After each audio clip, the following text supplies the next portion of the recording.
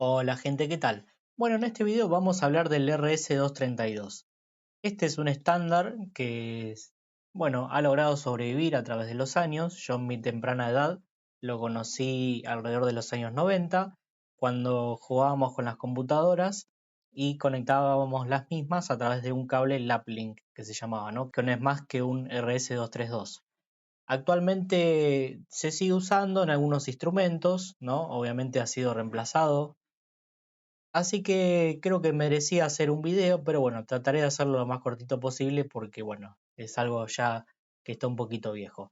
Estamos hablando que este estándar nació en 1962, hace muchos años ya, y básicamente se componía de la siguiente manera. Tenemos una terminal de datos que llamaban DTE y tenemos un equipo de terminación que se llama DCE o modem. Fíjense que acá tenemos la computadora que a través del RS-232 se comunica con el módem se comunica con el otro módem y finalmente cerramos la comunicación con RS-232 del otro módem hacia la computadora. Actualmente, como yo les decía, se utiliza, por ejemplo, para algunos instrumentos de medición. Yo, por ejemplo, en el generador de funciones, cuando le hicimos la review, vimos que atrás tenía el puerto RS-232. También lo tengo en un instrumento que me compré hace muy poco tiempo, que es un multímetro de banco o WON, que también tiene RS-232, que intenté comunicarlo, pero no pude. La idea era ver si podíamos obtener datos de las mediciones que nos arrojaba el instrumento, pero lamentablemente no pude.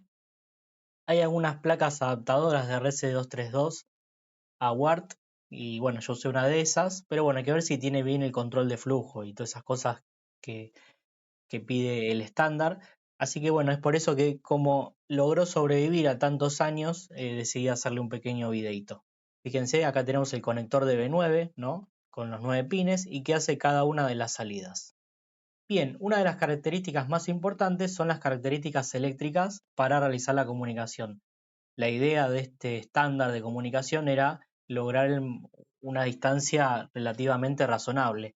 Actualmente se pueden llegar entre los 30 y 60 metros, dependiendo la velocidad y cómo se encuentre y la calidad del cable, ¿no? Obviamente. Ahora vamos a ver cómo funciona un driver.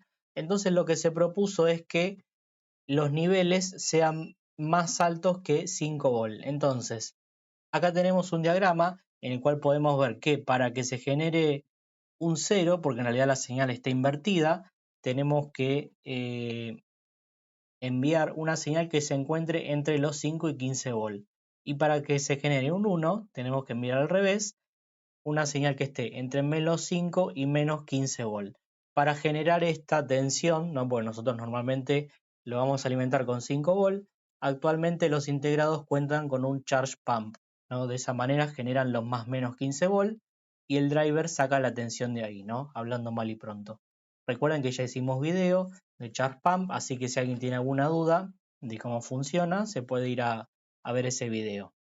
Bien, acá tenemos una cosa que es muy interesante, que es cómo funciona este estándar en la comunicación, ¿no? Fíjense que acá tenemos lo que sería la salida, ¿no? Acá tenemos el driver. Fíjense que está alimentado con una tensión positiva y una tensión negativa, o sea que es una fuente simétrica, ¿no?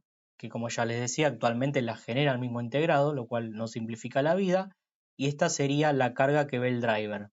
Fíjense que acá el driver en la salida tiene una inversión y en la salida lo que ve el driver sería la resistencia del cable, ¿no? La capacidad del cable y por otro lado lo que sería la resistencia de entrada, ¿no? Todos estos parámetros son los más importantes y es lo que a mí me va a garantizar poder comunicarme a una distancia u otra, ¿no? Esto va a depender básicamente, lo que más molesta acá es la capacidad del cable, ¿no?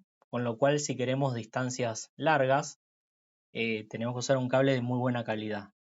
Yo creo que normalmente con un cable común anda entre los 10 o 15 metros y ya no más, ¿no? Y velocidades bajas. Bien, para realizar la comunicación tenemos todo un flujo, ¿no? Y todo eso lleva un control para que la comunicación se pueda realizar. Y yo acá les puse todos los pasos, ¿no? Ustedes si quieren pues lo leen, porque yo acá conseguí un diagramita donde está resumido todos los pasos para iniciar una comunicación. Fíjense que hay una llamada inicial, hay una respuesta, o sea, se pone en modo de recepción, bueno, todo eso hasta que salen los datos y después se cierra la llamada, ¿no? Esto es todo el protocolo de comunicación, como verán, es bastante tedioso, por eso tiene los 9 pines, ¿no? El conector del RS232 y que bueno, que hoy en día se ha simplificado mucho. Después, si les interesa, más adelante conseguí unos modulitos para trabajar con Canvas, ¿no? Y bueno, ahí van a ver que esto ha sido mejorado en muchos aspectos. Esto, como siempre les digo, se lo dejo en GitHub, donde si alguien no conoce cómo trabaja el RC232, acá tiene cada uno de los pasos, ¿no? Que se resume a lo que estaría acá en este diagramita. Bien, por último les quería comentar que existe un estándar de comunicación para RC232 que son comandos SCPI, que son esos comandos que se utilizan para los instrumentos. Esto no implica de que ustedes agarren un instrumento, por ejemplo, no sé, un tester que tenga salida RC232 y le carguen estos comandos al bus y que el instrumento les devuelva el dato que ustedes le solicitan, ¿no? Sino que a veces sucede de que el instrumento tiene unos protocolos propios y no se van a poder comunicar, sino que van a tener que conseguir el software, ¿no? Para realizar la comunicación. Como yo les decía, yo intenté con el multímetro de banco que tengo acá en el laboratorio, el nuevito, después le vamos a hacer un video, y lamentablemente no pude obtener ninguna información del multímetro. Pero bueno, vale la pena el intento. Hay unos modulitos que se venden por internet que están muy buenos, después les dejo una foto, en el cual ustedes lo conectan y tiene un integrado que transforma de RS232 a WART. Entonces por ahí ustedes se podrían comunicar. Pero obviamente tienen que tener en cuenta de manejar el control de flujo que vimos más arriba y todas esas cosas para que nos podamos comunicar. Así que bueno, vamos a ver un datasheet de un integrado que conseguí. Bien, yo conseguí el MAX 232A. Hace rato lo había conseguido por la empresa Maxim. Fíjense que tenemos varias versiones y acá nos dice algo muy interesante. Como yo les dije acá, tenemos el charge pump. Fíjense que tenemos el doblador de tensión que va de 5 a 10 volt, ¿no? Que podría ser a 15 también. Y después tenemos el inversor que va de 10 a menos 10. De esa manera generamos la fuente simétrica para que el driver nos pueda entregar una tensión u otra. Fíjense que hay una pequeña diferencia entre cada uno, hacemos un poquito de zoom de los integrados y va a ir variando la capacidad, ¿no? Más grande o más chica según el modelo que nosotros adquirimos. Yo tengo el Max 232A que lleva capacitores de 100 nano. Eso significa que el charge pump que está acá adentro trabaja a distintas frecuencias, ¿no? De esa manera pueden achicar el tamaño de los capacitores.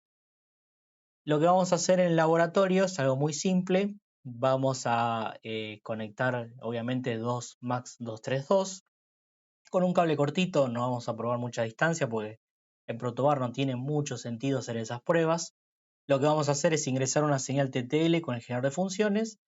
Luego en su salida lo mandamos a la entrada, ¿no? Sería acá por ejemplo, de otro Max 232 y ver en el osciloscopio a ver cómo se comporta esa señal en frecuencia, cómo genera, cómo está funcionando el charge pump y esas cosas. Así que bueno, vamos a ver eso.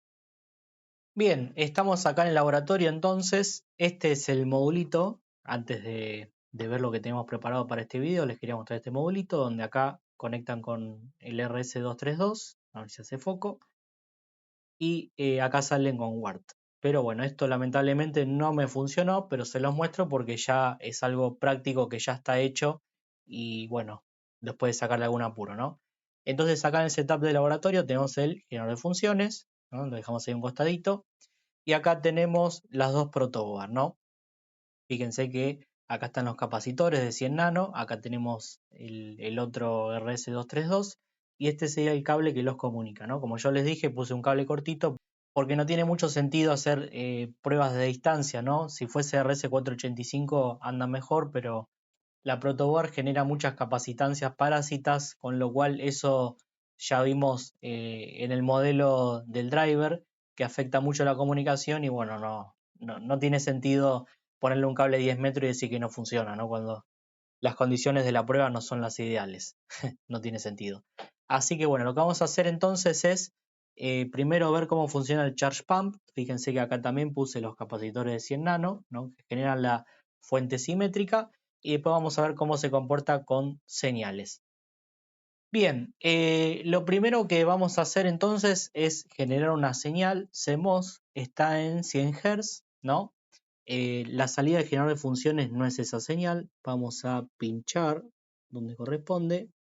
Bueno, esa es la salida del generador de funciones. Tenemos una señal CMOS, una señal cuadrada de 100 Hz y un valor pico a pico de 6 volts. Bueno, en realidad es de 5, pero no sé por qué. Se ve que por el charge pump se mete un poco de ruido y se ve así ruidosa. Bien, pero esa no es la señal que genera el RS232 para enviarla, sino que, como habíamos dicho, lo que hace es primero invertirla, ahí lo pude conectar, y el driver va a conmutar después de la inversión eh, con la fuente simétrica, ¿no? Fíjense que tenemos un ruido terrible, no sé por qué, pero tenemos una señal que tiene un valor pico a pico, como se ve acá abajo, de 12 volt, ¿no? Y nos genera esa onda cuadrada eh, con la fuente simétrica, ¿no? Esa es la señal que el RS232 envía, ¿no? Del otro lado la recibe y después nos está dando esa señal. Fíjense que la salida TTL del RS232 no tiene el ruido que tenía el generador de funciones. Así que bueno, esto está bastante bien.